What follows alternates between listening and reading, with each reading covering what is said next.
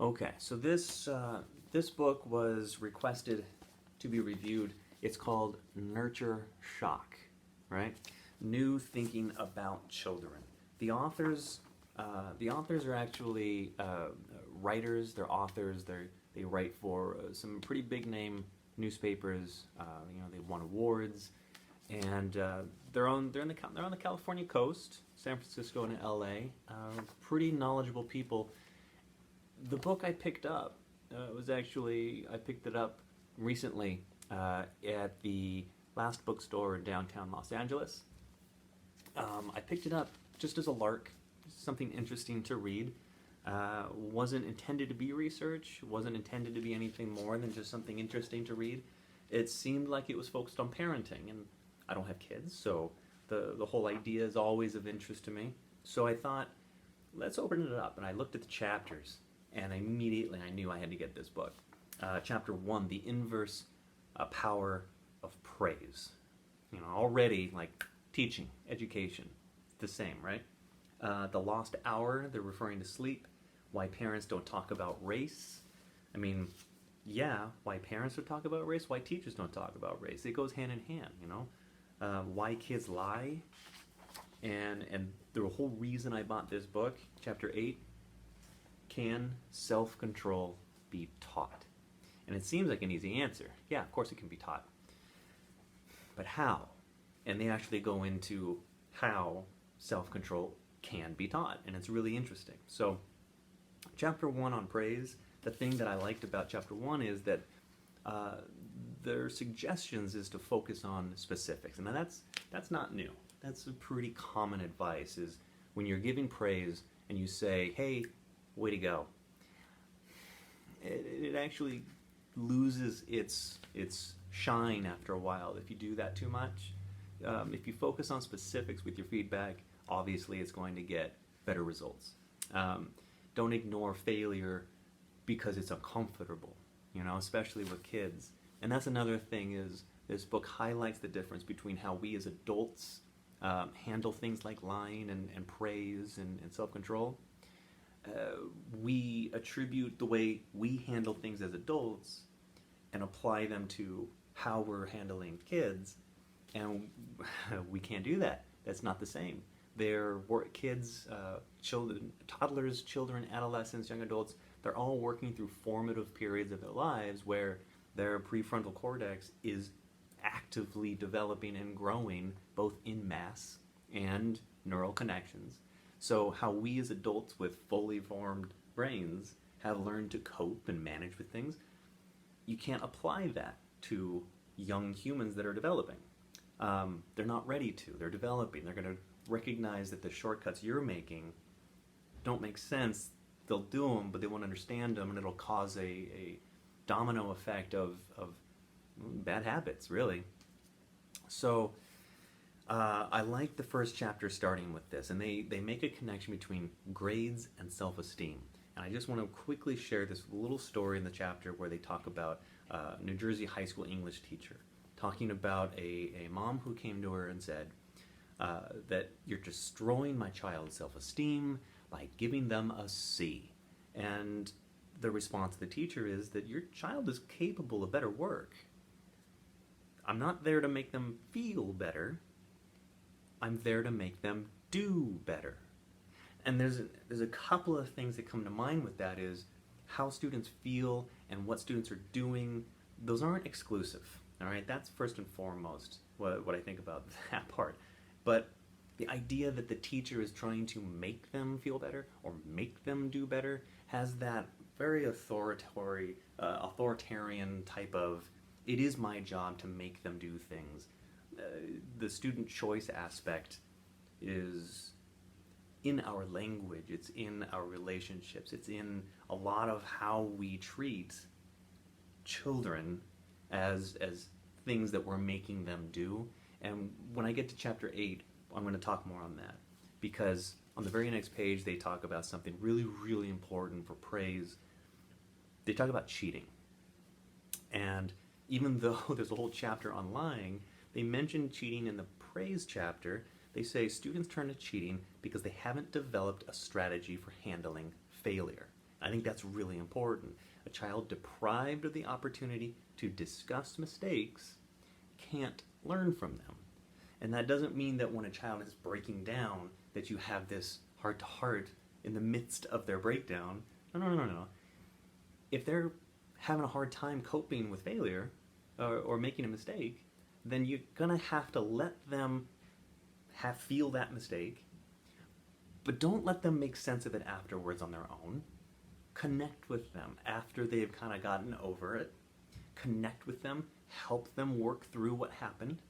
And that sort of coaching, that behavioral coaching mindset is really, really important when it comes to praise and how you handle developing that sort of emotional intelligence of coping strategies and other self-improvement type approaches. They talk about persistence as an unconscious response in this chapter of praise that must be trained through intermittent reinforcements. They get into how the brain circuit, the ventral striatum, the midbrain dopamine circuit is accessed and activated through praise. And it gets into that. First chapter, right? Chapter 2, sleep. They really challenge the whole idea that as students get into adolescence and teenage years, that sleep is one of the most important things. And the whole idea that schools start too early. My favorite part is the systemic challenges to starting schools later in order to give kids more sleep. All the research, all of the studies, and I'm talking studies, not articles and opinions, they are proven that you give kids more sleep, they will do better in school. That's not what's keeping schools from starting later. In fact, they mention, just briefly, that on page 37, I made a note. Yeah, it's allowing buses to first deliver high school students before primary students is an example of why a community or a city might not want to start school later. So those challenges of needing to double the size of their bus fleet to manage such transportation shifts, right?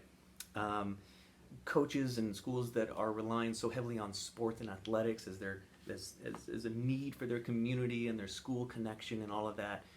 You know, you can't have school start later because then it's going to end later, and that's going to get into practice, that's going to adjust games, that's going to adjust travel to other types of things. There's a whole infrastructure that's built around schools starting at a certain time. But they say here, it's a really excellent argument. No one's argument is that children learn more at 7:15 a.m., right?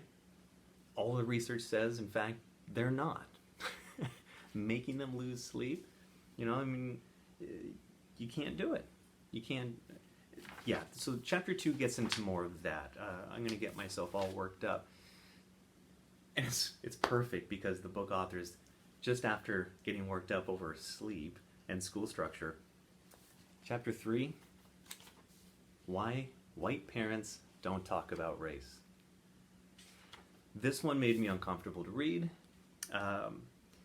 but it's really important that I recognize this chapter was really difficult to read. And it's just reading. Imagine having to really have this discussion with people. And there's something very, very important that I need to point out here, is that race and cognitive development, this is my thought. There's this YouTube viral video of two little toddlers running towards each other from other ends of the street, and their parents are walking, and little kids see each other, so they run, and they hug each other, and it's great, and they look back at their parents, and it's not a big deal, right? They're just two friends. It became viral because, it was a little white and black toddler that were best friends, and everyone was celebrating this, right? And I think it's wonderful.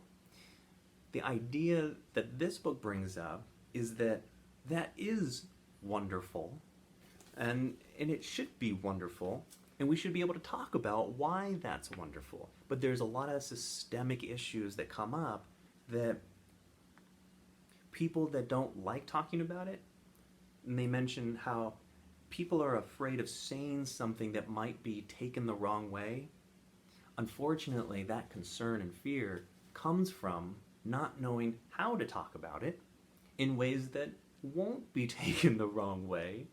There's this learning gap of racial awareness, and they're saying that it's actually part of cognitive development that toddlers, as early as 3 and 4 years old, they start categorizing things just organically, that when they start to see an experience or visualize or be told or hear about, they learn about some people doing these things, and at those earliest ages they can only cognitively process one thing, and if that one thing is the skin color, then without talking about it, they're going to develop this cognitive bias. And so ignoring this development is how in-group biases develop without us actually being able to talk about it, which stops us from developing the language to address these systemic problems in a system that's built by people who have these developed biases. And it's really tough. It's really tough because we're expecting a lot of people that grew up without being coached in these things to suddenly be able to talk about it, and it's unfair. I think that part is a little unfair. Recognizing somebody that cognitively developed in an environment where that wasn't something that they learned how to do, suddenly have to do it. You're trying to unwire and rewire decades of development, right? So I like that they put this in the book. It's really important, I think, because these biases, they already exist. They're already developing, whether we talk about it with them or not. So I think it's best, personally, I think it's best to actually have those conversations at home, at your organizations, at your schools. Make that part of the conversation. Let people know how to talk about these delicate conversations. Lying, chapter 4, Why Kids Lie. There's 3 things that they really tackle as far as lying: is socialization, how white lies are okay, the experience of seeing and hearing white lies, the context of how you say one thing in this context is different than another, the socialization of that. It takes time for people to make sense of that, and sometimes things get confused, wires get crossed, and the whole idea of nobody's perfect. We allow for some people to not be as perfect as other people, given those contexts. That's all part of the socialization that's really difficult when you address lying. It's developmental. There's something called psychologically a temptation paradigm that they get into, where kids, they don't grow out of lying. They actually grow into it. And it's a really interesting idea. And it's overlooked in toddlers because of their innocence. They're so cute. And oh, they didn't mean it. Oh, they didn't know. Yeah, but those behaviors are being trained. There's things chemically that are happening, developmentally, cognitively, psychosocially. They are developing these habits that we are overlooking because they're cute, and we're not sure how to manage that development. It's hard. So it's going to be really, really important as ideas like this get more and more infused into communities and societies. One of the biggest things they end with is the idea of parent power, where putting children in a position where they have no choice but to lie, just by the way we ask questions. And they give a good example here where parents often entrap their kids, they're saying, by putting them in a position to lie and testing their honesty unnecessarily. I mean, the very last part of the chapter, they give an example. The authors who have 2 kids, they give an example where they actually write how they asked mistakenly, "Did you draw on the table?" And in the past, they say their child would have just answered honestly, but my tone gave away that she'd done something wrong. And their daughter said, "No, I didn't," lying to me for the first time. And for that stain, I had only myself to blame. So it's these ideas where we have so much power over these people that look to us for that authority, how we speak to them, how we put them in positions with our words. It's tough. It's tough. And I know that for first-year teachers, it's definitely something that they likely haven't been taught how to do. And so it's a lot of this X factor and it, that teachers have it, or this sense. It's actually developmental and skills that can be objectively defined and taught to prospective teachers, to aspiring parents, and who can then develop children to have it as well. So we can start changing these habits. Now, chapter 8, this is the chapter I bought this book for. Self-control. The chapter is called, Can Self-Control Be Taught? They talk about how driver's ed training, DARE programs, hundreds of attempts by the Health and Human Services in this country. They keep trying to develop these programs to get kids to develop self-control and keep them from developing bad habits. Drive safer, not do drugs, all of these things that we don't want kids to do. But it all is just topsoil for what's underneath. There's so much growing underneath that not teaching students how to self-regulate, I think, comes from parents and teachers and other adults not being taught how to self-regulate. And that's a big shift that's happening with the phrase social emotional learning that used to be called whole child education and used to be called something else. And we've been talking about it for decades, and more parents and the teachers are starting to infuse this into their relationships with kids and different people. But this book highlights one particular program. It's called Tools of the Mind. It started in Colorado and in the 90s, and since 1997, when it started to really become popular, has found its way into a lot of different schools across the country.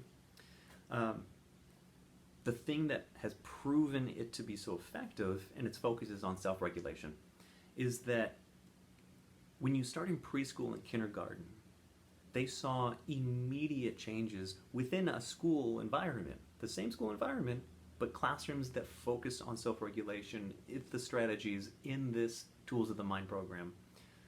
They saw immediate changes in behaviors and in academic growth.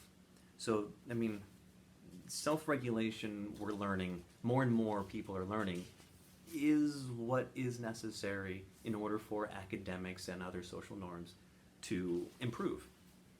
So the problem, I think, is even though we have these programs that are being proven to work, it's not that the checklist of things to do is so important.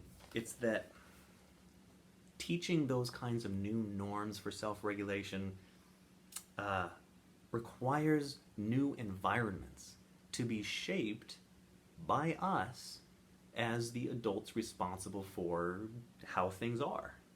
So it's so much harder for us to rewire what we've developed, right? To be expected now to shape the environments we grew up in, because we turned out okay, right? We're good enough, right? That sort of mentality is really tough to shake off and say, it was good enough, but it could be better. And to then train those new norms of self-regulation in students in order to give them a better chance, that's hard to do. And so this idea of cognitive control, and I got to show you this, this is, what page is this? 171. There's a lot here, I can't see the thing. There's a lot here that I underlined because it says it actually defines cognitive control required whenever the brain has to manipulate information in the mind, like holding a phone number, weighing pros and cons of different things, and it's also part of needing to squelch anger and frustration, things like that, right? So these are all things we learn how to do, that when we feel something, we've been trained to think through it and recognize it and know how to manage it. So, they say on multiple choice achievement and IQ tests, there's always a distractor. This is a great example. There's always a distractor in each list of answers. And children with weak cognitive control, all right, I was one of these kids, and perhaps still am, as I work my way out of it, are tricked into selecting it. And that's really important, because how crucial it is, and I'm reading this part, how crucial it is for children to develop an awareness of how well they're doing, and when their work is completed accurately, this sensitivity is required for the feedback system to function and for concentration to be increased. So again, I mean, they get into motivation as a dopamine impacted series of behaviors and thought processes. They talk about growth mindset, where using some tools, just writing down a plan, preemptively thinking through what it is that you want to do for the next hour, and then practicing and being coached, for kids, on how to maintain that plan, even though there's something either externally or intrinsically telling you to not continue with that plan.